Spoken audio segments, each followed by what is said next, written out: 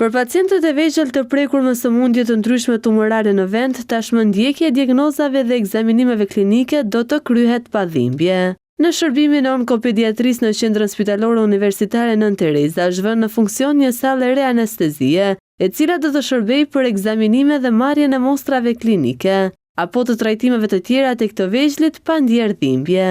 Ndërsa më herët ky shërbim kryhej me anestezi lokale, pra duke vepruar vetëm në zonat e caktuara të trupit me pacientin zgjuar. Kjo është një risi për shërbimin tonë që prej vitesh I ka bërë këto funksione të domosdoshme jo vetëm në vënien e diagnozave të ndryshme, por edhe gjatë rrugës së trajtimit për të monitoruar efektet e medikamentit, efektet e vetë sëmundjes mbi sistemin nervor edhe mbi palcën.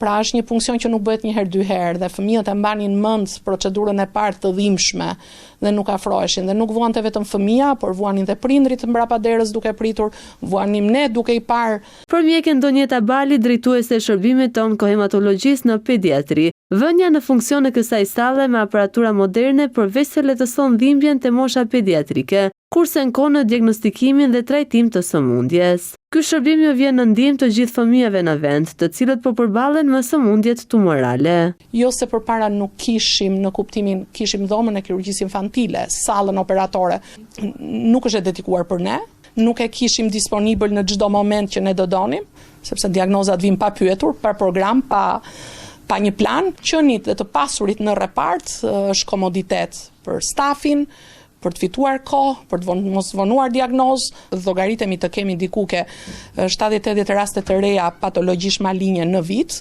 por të llogarisësh që nuk bëhet vetëm në fillim të diagnozës, bëhet në mes të mjekimit për të parë si ecën. Investimi për këtë sallë u bë I mundur fal një bashkëpunimi mes QSOT-s dhe Fondacionit Heydar Aliyev dhe ambasadës së Azerbajxhanit, të cilët edhe më herët kanë furnizuar me pajisje dhe mjete të nevojshme këtë shërbim.